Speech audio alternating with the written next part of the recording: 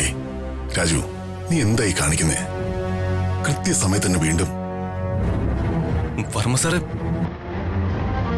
ഞാൻ എങ്ങനെയാ വർമ്മ സാറിന്റെ സ്ഥാനത്ത്? എന്തൊക്കെയാ ഇവിടെ നടക്കുന്നത്?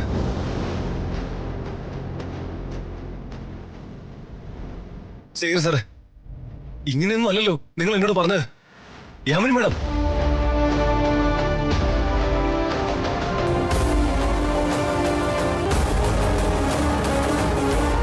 രാജു, നിനക്ക് എന്തു പറ്റി? നീ പോറ്റി പറയുന്നത് ഏറ്റു പറഞ്ഞ് ഉടവാള് കൈ വാങ്ങുക. അത് എങ്ങനെ ശരിയാവും വർമ്മ സാറേ? സാറിന്റെ കുടുംബത്തിലെ സ്വത്തുക്കളുടെ അവകാശിയാവാൻ എനിക്ക് എങ്ങനെ കഴിയും?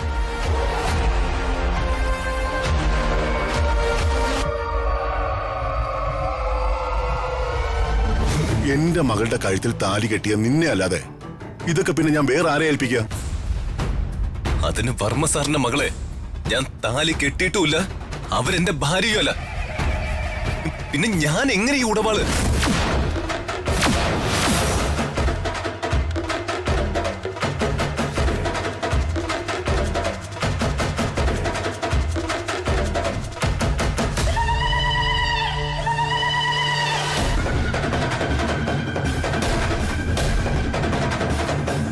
എന്തൊക്കെയാ ദൈവമേ ഇവനി പറയുന്നത്? എല്ലാം തൊലച്ചല്ലോ ഈശ്വര.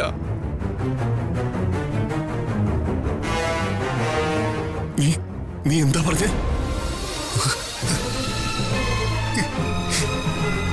ഞാൻ പറയുന്നത് സത്യ വർമ്മ സാറേ.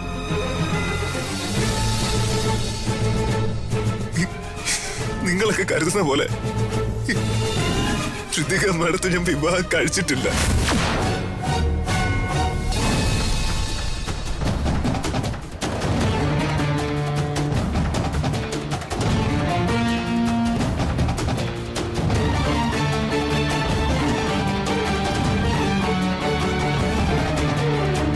എന്റെ ജീവിതത്തില് എന്റെ വർമ്മ സാറിനോട് ഞാൻ ഒരേ ഒരു നുണയം പറഞ്ഞിട്ടുള്ളൂ. അത് ഞാൻ ശ്രുതിക മേഡത്തെ വിവാഹം കഴിച്ചു എന്ന നുണയാ.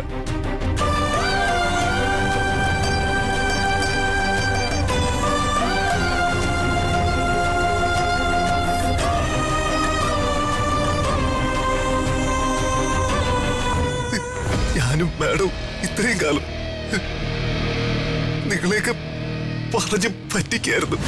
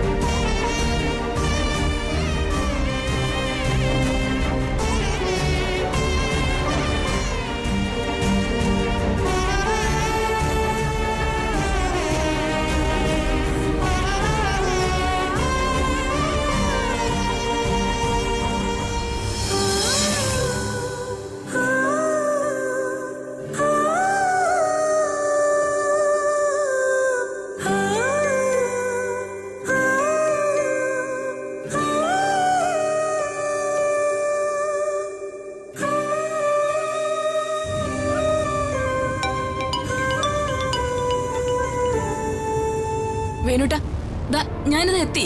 ഒരു 5 മിനിറ്റ് കൂടി. വേണ്ട മാഡം, മാഡം ഇനി വരണ്ട. എല്ലാം കഴിഞ്ഞു. എന്റെ മകൻ അവസാനം അവന്റെ യജമാനെ വഞ്ചിച്ചിട്ടില്ലെന്ന് അവൻ തെളിയിച്ചു. രാജു അവനെല്ലാം പ്രതാപനോട് തുറന്നു പറഞ്ഞു. പറഞ്ഞു മാഡം. മാഡം ഇനി ഇവിടേക്ക് വരണ്ട. തിരിച്ചു പോയിക്കോ മാഡം, തിരിച്ചു പോയിക്കോ.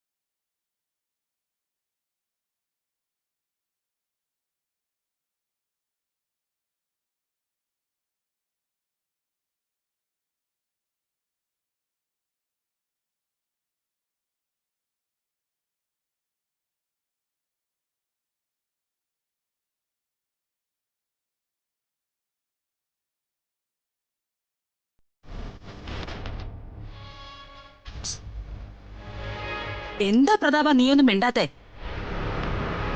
നീ ഇങ്ങനെ നിശബ്ദനായി ഇരുന്നിട്ട് എന്താ കാര്യം? വായ തുറന്നൊന്ന് സംസാരിക്കേ.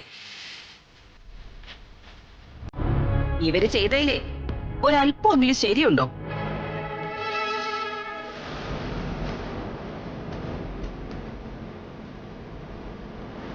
നമ്മുടെ കുടുംബത്തിന്റെ പേര്, നമ്മുടെ അന്തസ് എല്ലാം നാശമാക്കുന്ന പണിയല്ലേ ഇവര് കാണിച്ചേ?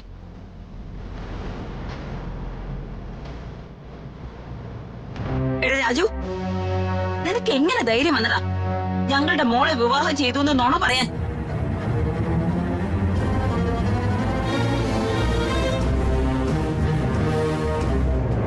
എടാ നിനക്ക് എങ്ങനെ ധൈര്യം വന്നൂന്ന്? ഇവളെ നിന്റെ വീട്ടിലേക്ക് വിളിച്ചോണ്ട് പോയി നിന്റെ മുറിയിൽ താമസിപ്പിക്കാൻ. നിന്നെ പറഞ്ഞാ പോരാ, നിന്നെ വളർത്തിയ നിന്റെ അച്ഛനമ്മമാരെ പറഞ്ഞാ മതി.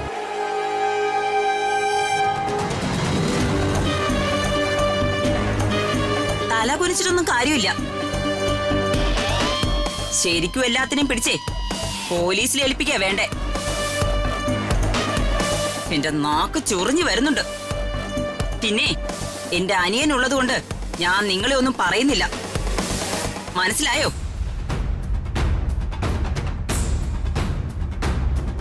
അവര് മിണ്ടില്ല അമ്മേ, അവരാരും മിണ്ടില്ല. ചെറിയമ്മയും ചെറിയച്ഛനും ആരും മിണ്ടില്ല. അവരെല്ലാം അറിഞ്ഞോണ്ടല്ലേ ഈ നാടകങ്ങളൊക്കെ നടക്കുന്നേ. എല്ലാരും കൂടെ ചേർന്നല്ലേ അമ്മാവനെ വിഡ്ഢിയാക്കിയത്.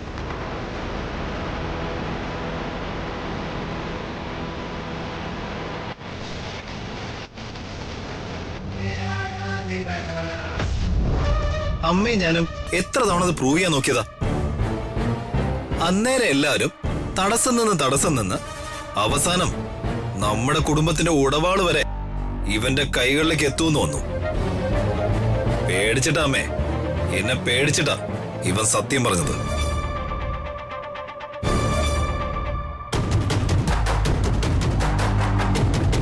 കുടുംബത്തിന്റെ സ്വത്ത് മുഴുവൻ ഇവൻ കൊണ്ടുപോയാലും അമ്മാവനെ ചതിച്ച് ഇവനെ ഞാൻ വെറുതെ വിടില്ലാന്ന് ഭീഷണിപ്പെടുത്തിയിരുന്നു. ആ പേടിയില്ല ഇവൻ സത്യം പറഞ്ഞത്.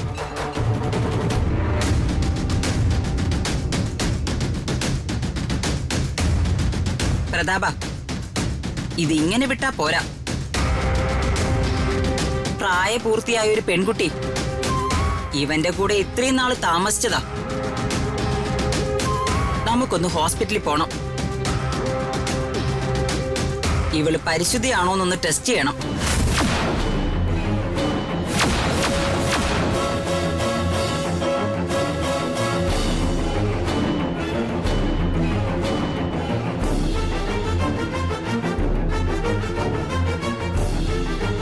അമ്പിയമ്മയുടെ എന്തൊക്കെയായി പറയുന്നത്? ഞങ്ങളുടെ മകൻ തെറ്റ് ചെയ്തു. ഋതിക മാഡത്തെ വിവാഹം ചെയ്തു എന്നൊണ്ണ പറഞ്ഞ് അവരൊരുമിച്ച് താമസിച്ചു. അതിവൻ ചെയ്ത തെറ്റ് തന്നെയാ. പക്ഷെ എന്ന് പറഞ്ഞ് ഇങ്ങനെ വാവിട്ട വാക്കുകളൊന്നും പറയരുത്. ഞാനും ഒരു അമ്മയാ. ഇത് കേട്ടിട്ട് എന്റെ ചങ്ക് പൊട്ടുക. അമ്മേ,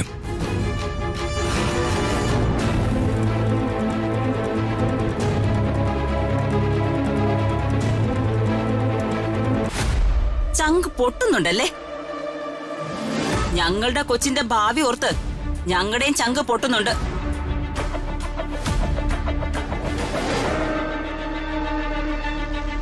ഹോസ്പിറ്റലിൽ കൊണ്ടുപോയി ടെസ്റ്റ് ചെയ്തില്ലെങ്കിലേ നാട്ടുകാരെന്തു പറയും?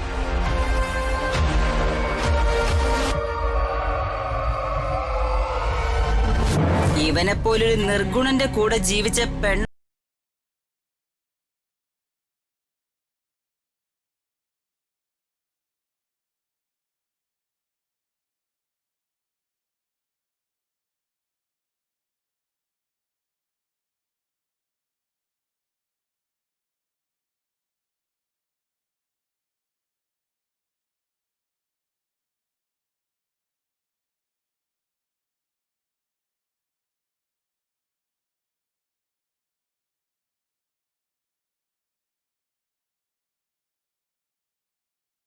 സാറേ, ഈ അംബികാമഠവും ദീപക് സാറും പറയുന്നൊന്നും വിശ്വസിക്കരുത്. ഞങ്ങളുടെ മകൻ അങ്ങനെ ചെയ്യുമെന്ന് വർമ്മ സാറിന് തോന്നുന്നുണ്ടോ? ഋതികാമഠത്തെ അങ്ങനെ കാണാൻ പറ്റുമെന്ന് വർമ്മ സാറിന് തോന്നുന്നുണ്ടോ?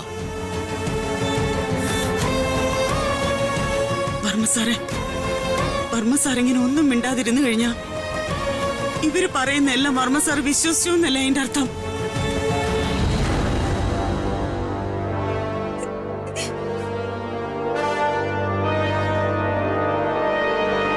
രാജു,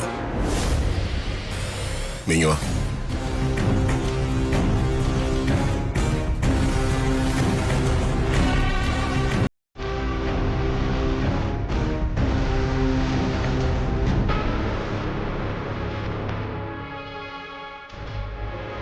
പറ, വ്യക്തമായി പറ. എന്തിനാ ഋതിക വിവാഹം കഴിച്ചെന്ന് നീ നുണ പറഞ്ഞത്? പറഞ്ഞ സാറേ, ദീപക്കുമായിട്ടുള്ള ഋതിക മേഡത്തിന്റെ വിവാഹത്തിന് ഋതിക മേഡത്തിന് ഇഷ്ടമല്ലായിരുന്നോ?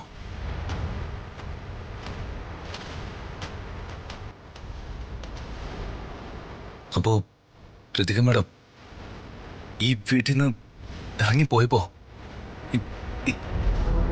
എന്റെ കൂടെയാണെന്ന് എല്ലാവരും സംശയിച്ചു. പക്ഷെ ഞാൻ ഋതിക മേഡത്തെ അന്വേഷിച്ചിറങ്ങി ഋതിക മേഡത്തെ കണ്ടുപിടിച്ചു. അപ്പോ എന്റെ കയ്യില് ശ്രീലക്ഷ്മിക്ക് വേണ്ടി കരുതിയിരുന്ന വിവാഹത്താലി ഋതിക മേഡം ഞാൻ അറിയാതെ കഴുത്തി കെട്ടി.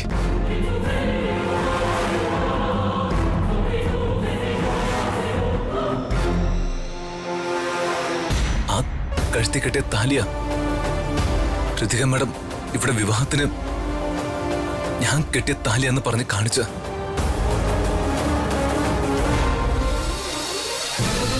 അപ്പൊ തന്നെ ഞാൻ സാറിനോട് അങ്ങനെയല്ലെന്ന് പറയാൻ ശ്രമിച്ചു. പക്ഷെ ഞാൻ പറയുന്ന കേൾക്കാൻ ആരും തയ്യാറായില്ല. അതിനുശേഷം ഋതിക മേഡം വന്ന് വീട്ടിൽ നിന്നു.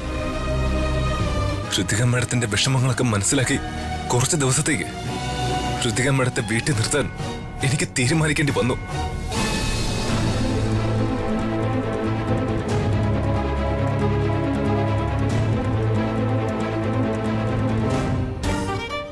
ഓരോ ദിവസം കഴിയും തോറും ആ വിവാഹ നാടകം അവസാനിപ്പിക്കുന്നില്ലെന്ന് മനസ്സിലായപ്പോ പല തവണ ഞാൻ വർമ്മ സാറിനോട്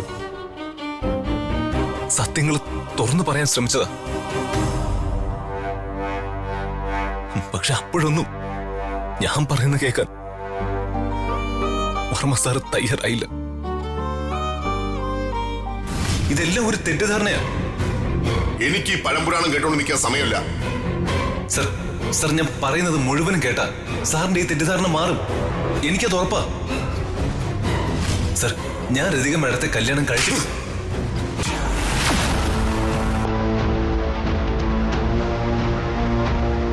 ഋതിക പറഞ്ഞത് കേട്ട് രാജു നടത്തിയ ഈ വിവാഹ നാടകം ഇവിടെ ആർക്കൊക്കെ അറിയായിരുന്നു?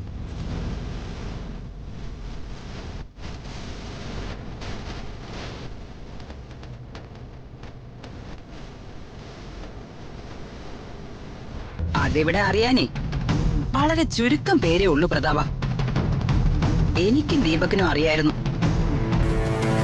യാമിനിക്കും ശേഖരനും അറിയായിരുന്നു.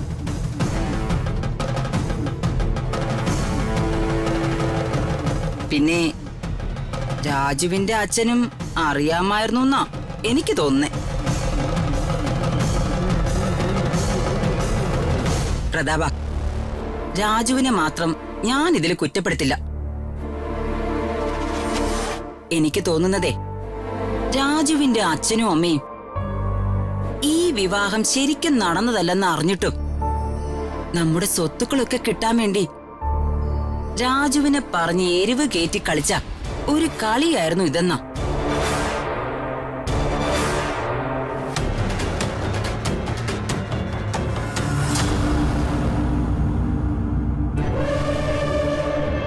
വർമ്മ സാറേ, അങ്ങനെയൊന്നുമില്ല. അംബിക മാഡം പറയുന്ന പോലെയല്ല. ഞങ്ങൾ ഋതിക മാഡത്തിന്റെ ഭാവിയെക്കുറിച്ച് മാത്രമേ ആലോചിച്ചിട്ടുള്ളൂ. ഞങ്ങളുടെ കൊച്ചിന്റെ ഭാവിക്ക് എന്താ പ്രശ്നം? എന്റെ മകൻ അവളുടെ കഴുത്തിൽ താലി കെട്ടുന്നതായിരുന്നോ നിങ്ങളുടെ പ്രശ്നം? ഹ, അവനെ അവളുടെ മുറച്ചെറുക്കനാ.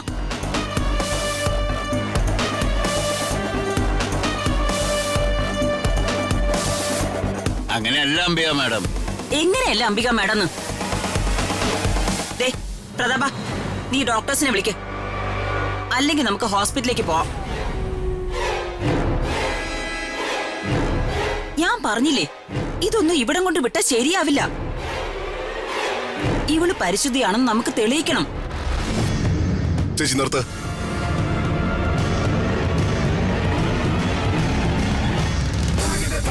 എന്ത് മോശപ്പെട്ട കാര്യം ചേച്ചി പറയുന്നേ?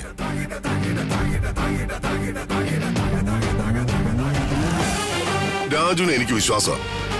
അതിൽ കൂടുതൽ ഒരു പരിശുദ്ധി ടെസ്റ്റും ഇവിടെ നടത്തേണ്ട കാര്യമില്ല.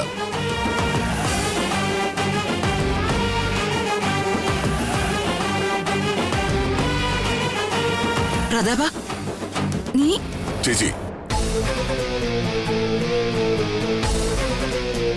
ദേഷ്യപ്പെടൽ ക്ഷമിക്കണം. എനിക്ക് പറയാനുള്ളത് ഞാൻ പറഞ്ഞതേ ഉള്ളൂ.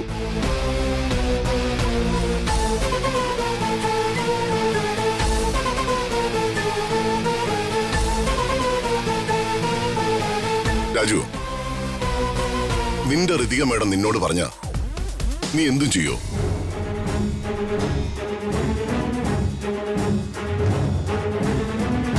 വർമ്മ സാറേ, അത് എന്ത് വലിയ മനസ്സാ ശരിക്കും നിനക്ക്? നിന്റെ മനസ്സിൽ ഞങ്ങളൊക്കെ ശരിക്കും ആരാടാ? എന്റെ മകൾക്ക് ദീപക്കുമായിട്ടുള്ള വിവാഹം ഇഷ്ടമില്ലാന്ന് വെച്ച് അവള് പറഞ്ഞൊരു നുണ, അതിന് കൂട്ടുനിന്ന് ഇത്രയും നാളും സ്വയം ഉരുകി നീ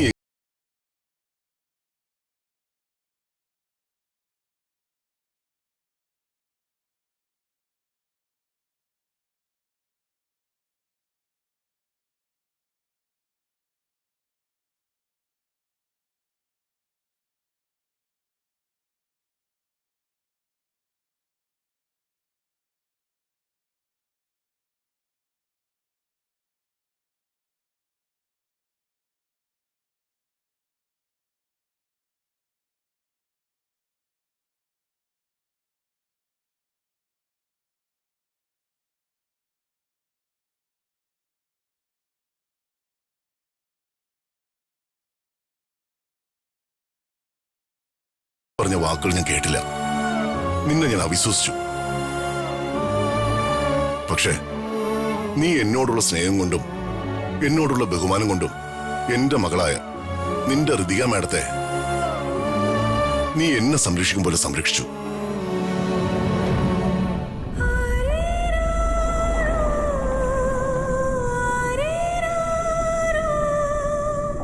എത്ര നല്ല മനസ്സാ രാജു നിന്റേത്. നിന്നോട് എന്താ പറയണമെന്ന് എനിക്കറിയില്ല. നിന്നെ വെറുക്കാൻ എങ്ങനെ എനിക്ക് മനസ്സ് വന്നു എനിക്ക് മനസ്സിലാവുന്നില്ല.